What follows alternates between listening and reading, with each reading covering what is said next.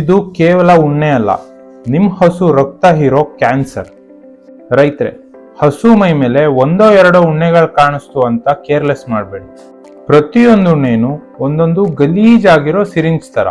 ಬೀದಿ ದನಗಳ ರಕ್ತ ಹೀರಿರೋ ಉಣ್ಣೆಗಳು ನಿಮ್ ಲಕ್ಷಾಂತರ ರೂಪಾಯಿ ಬೆಲೆ ಬಾಳೋ ಹಸುಗಳನ್ನ ಕಚ್ಚಿದಾಗ ಅವು ಅದಕ್ಕೆ ಮಾರಣಾಂತಿಕ ಕಾಯಿಲೆಗಳನ್ನ ರಕ್ತಕ್ಕೆ ಡೈರೆಕ್ಟ್ ಆಗಿ ಹರಡಿಸುತ್ತೆ. ನಮಸ್ಕಾರ, ದ ಡೈರಿ ಡಾಕ್ಟರ್ ಚಾನೆಲ್ಗೆ ಸ್ವಾಗತ.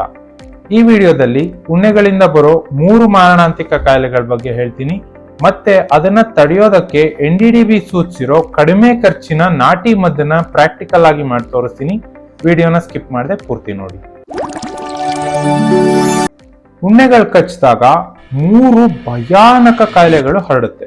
ಮೊದಲನೇದು ಬೆವಿಶಿಯೋಸಿಸ್. ಉಣ್ಣೆಯಲ್ಲಿರೋ ವಿಷ ರಕ್ತ ಕಣಗಳನ್ನ ಅಂದ್ರೆ ಬ್ಲಡ್ ಸೆಲ್ಸ್ಗಳನ್ನ ನಾಶ ಮಾಡುತ್ತೆ. ಈ ನಾಶ ಆಗಿರೋ ಬ್ಲಡ್ ಸೆಲ್ಸ್ಗಳು ಯೂರಿನ್ ಜೊತೆಗೆ ಆಚೆ ಬರುತ್ತೆ. ಇದರಿಂದ ಹಸು ಕಾಫಿ ಬಣ್ಣದ್ದು ಅಥವಾ ಕೆಂಪು ಬಣ್ಣದ ಗಂಜಲ ಮಾಡುತ್ತೆ. ಈ ಲಕ್ಷಣಗಳು ಕಂಡ್ರೆ ಹಸು ಜೀವಕ್ಕೆ ಅಪಾಯ ಇದೆ ಅಂತ ಅರ್ಥ. ಡಾಕ್ಟರ್ಗೆ ತಕ್ಷಣ ತೋರಿಸಿ.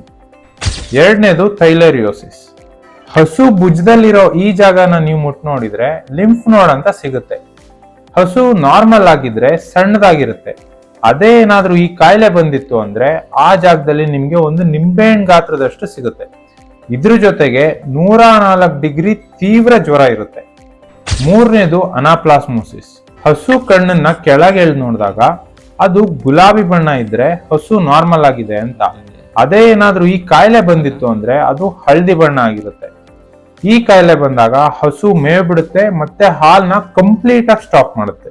ಈ ಕಾಯಿಲೆಗಳನ್ನ ತಡೆಯೋದಕ್ಕೆ ಮೆಡಿಕಲ್ ಸ್ಟೋರ್ಗೆ ಹೋಗಿ ಕಾಸ್ಟ್ಲಿ ಕೆಮಿಕಲ್ಸ್ ತರೋದಕ್ಕಿಂತ ಮುಂಚೆ NDDB ಅಂದ್ರೆ ನ್ಯಾಷನಲ್ ಡೈರಿ ಡೆವಲಪ್ಮೆಂಟ್ ಬೋರ್ಡ್ ಹೇಳಿರೋ ತರ ಕಡಿಮೆ ಖರ್ಚಿನ ನಾಟಿ ಮದ್ದನ್ನ ಟ್ರೈ ಮಾಡಿ. ಯಾವ ತರ ಮಾಡೋದು ಅಂತ ತೋರಿಸ್ತೀನಿ, ಬನ್ನಿ ನೋಡೋಣ. ಇದಕ್ಕೆ ಬೇಕಿರೋದು 10 ಎಸ್ಳು ಬೆಳ್ಳುಳ್ಳಿ. ಇದ್ರ ವಾಸನೆಗೆ ಉಣ್ಣೆಗಳು ಹತ್ರ ಬರೋದಿಲ್ಲ. 1 ಇಡಿ ಬೇವಿನ ಎಲೆ, 1 ಇಡಿ ಲಾಂಟಾನ ಸೊಪ್ಪು. ಲಾಂಟಾನ ಸೊಪ್ಪು ಅಂದ್ರೆ ನಿಮ್ಗೆ ರೋಡ್ ಸೈಡ್ ಅಲ್ಲಿ ಬೇಲಿ ಗಿಡ ಅಂತ ಸಿಗುತ್ತಲ್ಲ, ಅದ್ರ ಸೊಪ್ಪುಗಳು. ಈ 2 ಸೊಪ್ಪುಗಳು ಉಣ್ಣೆಗಳ ನರ್ವಸ್ ಸಿಸ್ಟಮ್ ಅಂದ್ರೆ ನರಮಂಡಲನ ನಾಶ ಮಾಡುತ್ತೆ. 10 ಗ್ರಾಂ ಬಜೆ. ಬಜೆಯಲ್ಲಿರೋ ನ್ಯಾಚುರಲ್ ಎಸೆನ್ಷಿಯಲ್ ಆಯಿಲ್ಗಳು ಉಣ್ಣೆಗಳಿರುವ ನರಮಂಡಲವನ್ನ ಸ್ಟಾಪ್ ಮಾಡುತ್ತೆ. ಇದು ನಿಮಗೆ ಆಯುರ್ವೇದ ಸ್ಟೋರಲ್ಲಿ ಸಿಗುತ್ತೆ. 1 ಇಡಿ ತುಳಸಿ. ತುಳಸಿಲಿರೋ ಮೆಡಿಸಿನಲ್ ಪ್ರಾಪರ್ಟೀಸ್ ಇಂದ ಉಣ್ಣೆಗಳು ಕಚ್ಚಾದ್ಮೇಲೆ ಗಾಯ ಇರುತ್ತಲ್ಲ ಅದ್ರ ಉರಿಯೂತನ ಕಡಿಮೆ ಮಾಡುತ್ತೆ. 20 ಗ್ರಾಂ ಅರಿಶಿಣ. ಅರಿಶಿಣ ಉಣ್ಣೆ ಕಚ್ಚಿರೋ ಗಾಯನ ವಾಸಿ ಮಾಡಿ ಹುಳಗಳಾಗದೇ ಇರೋ ಥರ ನೋಡ್ಕೊಳ್ಳುತ್ತೆ. ಈಗ ಇದೆಲ್ಲಾನು ಪುಡಿ ಮಾಡ್ಕೊಳ್ಳೋಣ.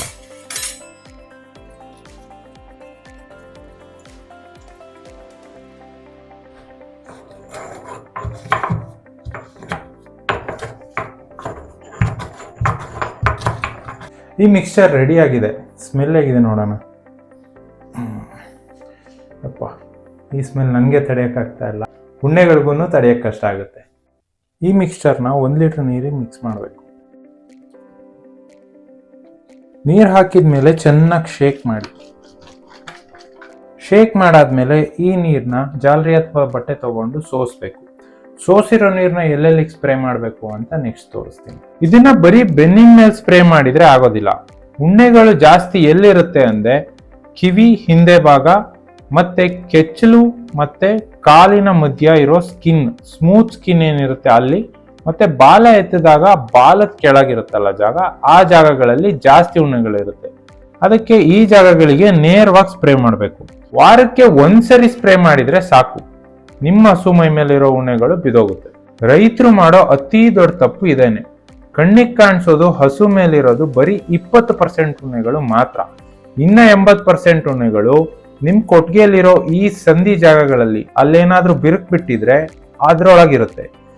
ಒಂದು ಉಣ್ಣೆ 3000 ಮೊಟ್ಟೆಗಳನ್ನ ಇಡುತ್ತೆ. ಈ ಸೈಕಲ್ನ ಬ್ರೇಕ್ ಮಾಡಬೇಕು ಅಂದ್ರೆ ನೀವು ಪ್ರತಿದಿನ ನಿಮ್ ಕೊಟ್ಟಿಗೆಯಲ್ಲಿ ಮೂಲೆ ಮೂಲೆಗೂ ಈ ಸ್ಪ್ರೇನ ಮಾಡ್ತಾ ಇರ್ಬೇಕು. ನೀವು ಉಣ್ಣೆ ನಿವಾರಣೆ ಮಾಡಿಸೋದಕ್ಕೆ ಯಾವ ಔಷಧಿ ಯೂಸ್ ಮಾಡ್ತೀರಾ ಕಾಮೆಂಟ್ಸ್ ನಲ್ಲಿ ಹೇಳಿ. ನಿಮ್ಮ ಹಸುಗಳನ್ನ ರಕ್ಷಣೆ ಮಾಡೋದಕ್ಕೆ ದ ಡೈರಿ ಡಾಕ್ಟರ್ ಚಾನೆಲ್ಗೆ ಸಬ್ಸ್ಕ್ರೈಬ್ ಮಾಡಿ. ನೆಕ್ಸ್ಟ್ ವಿಡಿಯೋದಲ್ಲಿ ಮತ್ತೆ ಸಿಗೋಣ.